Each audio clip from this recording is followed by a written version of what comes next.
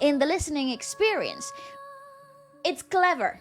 It's clever because then you don't actually have to change the key to create this conflict or to bring some of this pain and misery that it was predicted in the visual music video. I think it might be a minor key. I think the song, I just put up the chords here. I think the chords are F sharp It could major, be an F sharp, you know. E, F sharp minor, A, D, F sharp minor, D major 7, A, B minor 7, C sharp minor, See, that F doesn't sharp make minor, sense. major E, F sharp minor, E major, D major, B minor, F sharp minor. So I think you're basically correct. Yeah, What you're saying, you're right. So I think we're working on an F sharp key. Yeah. Genuinely, I think we're working on F sharp Major. But then they fluctuate a lot with the color and like the grading of the song. So you're adding a lot of major key notes like an E major, which is literally one of the brightest notes that you have in the scale. And then you pair that up with notes that wouldn't naturally go into the sequence, which is kind of produces that counterbalance, like that really tipping the world of its axis in terms of like the listening experience. And it's musically clever, but it's not that complex. It just allows for a lot of unpredictability to be set. And even though it's structural, even though the song actually has a structure and it repeats itself, the effect is not diminished by the fact that it is structural as a song either. She's done it live, you know. She has? Can I listen to the chorus, please? Or the ending section, which is like literally on that whistle register. Wow, she can do that live! Oh!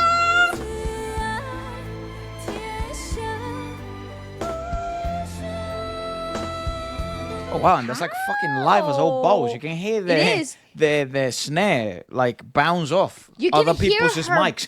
You can hear her breathing. Oh yeah, it's true. Look at the echo.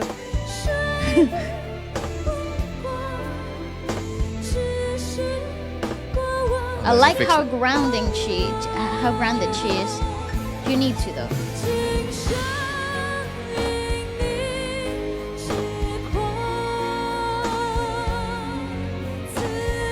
Shows female backing vocals.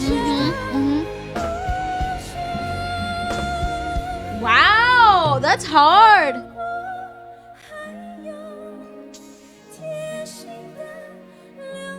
Incredible. That's incredible.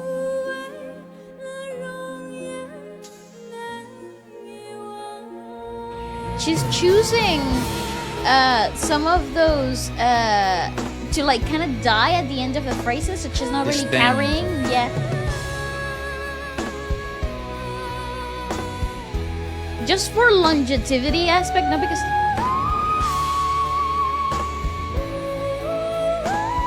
that's what she was saving herself for. Oh, she's not even opening her mouth wide enough. How is she even doing that? Okay, again, this is confirming that she was close to a whistle register, or that she is approaching it in terms of vocal technique like a whistle note, because then it allows for very little air to come through, but it maintains the vocal folds very thin, so the voice, the note sounds very bright, but there's very little air that comes through, so it's very clean. It's very crystal clear in that aspect. It's a very difficult technique to master. Wow, dude, I'm blown away. But that's incredible. See that ending? Fuller, that's fuller.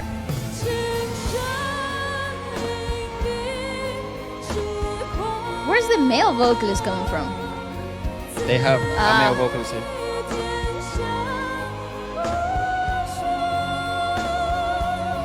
Oh no, it's two male vocalists. Okay, that makes sorry, sense. bro. I'm so sorry. I didn't mean it like that. You just had long hair, man. Relax.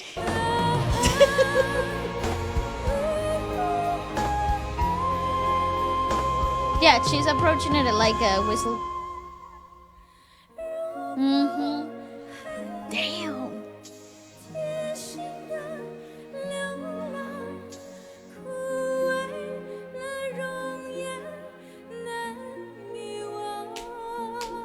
Yes.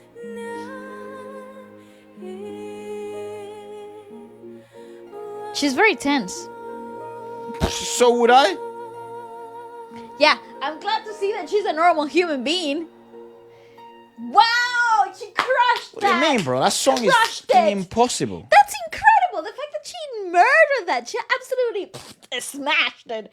Wow. Yes. So my thoughts of the technical approach of this song were correct. So she approaches the high notes not in a classical singing manner like you would do in the West, but in a whistle-like register.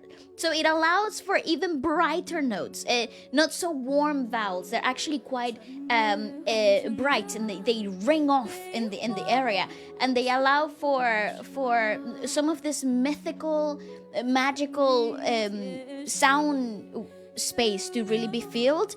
If she were to approach it in a more classical manner, the vowel would have been more rounded, warmer, and it takes away from this ethereal-like essence that we have been introduced so early into the song. Yeah. Phenomenal. The